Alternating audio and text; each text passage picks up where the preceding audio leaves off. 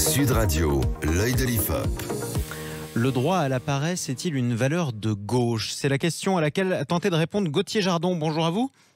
Bonjour. Vous êtes chargé d'études seniors à l'Institut de sondage IFOP. Jeudi dernier, Gauthier, c'était la journée mondiale, ça ne s'invente pas, la journée mondiale des paresseux. À cette occasion, vous avez publié une enquête sur l'implication professionnelle des Français et surtout leur perception de la valeur travail. C'était une étude IFOP pour les makers. Alors, dire qu'on a le droit à la paresse, c'est de gauche ou pas, Gauthier?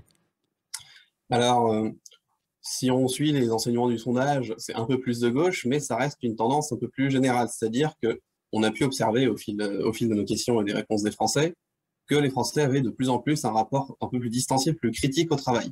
Ça ne veut pas dire pour autant, on a toujours un regard chez les Français qui est très critique envers justement la paresse et l'assistanat. Mais pourtant, un regard quand même plus distancié, plus critique au travail. Donc plus critique au travail, c'est-à-dire?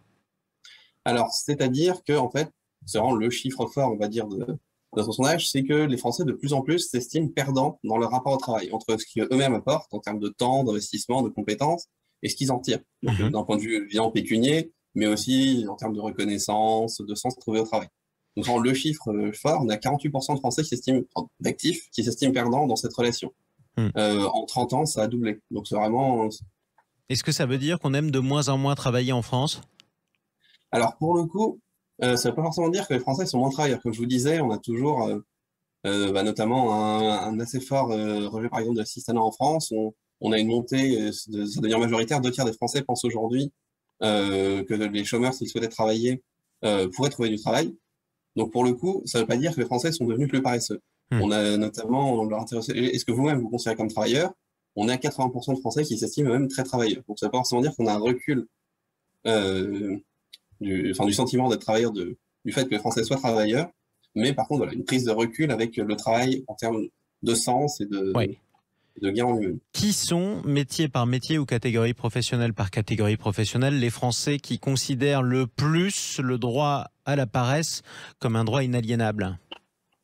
Alors, je vérifie un petit peu dans mes notes, mais c'est assez transversal, c'est-à-dire qu'on n'a pas de catégories qui se dépassent, qui dépassent.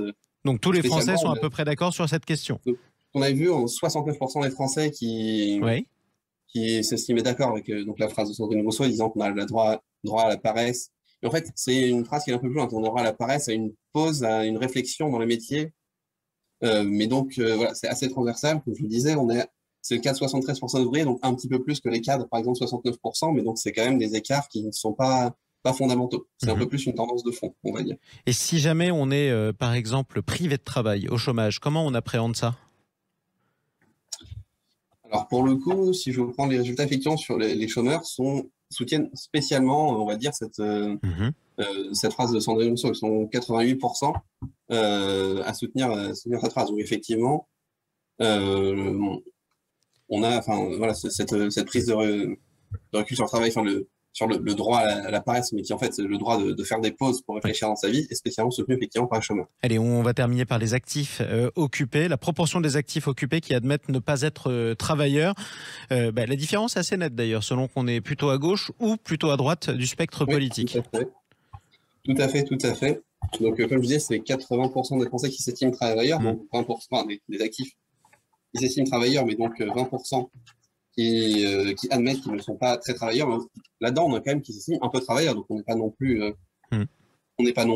dans des proportions considérables. Effectivement, quand on regarde, et donc, comme je vous le disais, effectivement, parmi ces Français pas tout à fait très travailleurs revendiqués, on a quand même, par exemple, 36% chez Europe Écologie Les Verts, ou 30% chez la France Insoumise, tandis que c'est le cas, par exemple, chez les sympathisants républicains, seulement de 11% ou 10% RN. C'est quand même un peu plus assumé à gauche.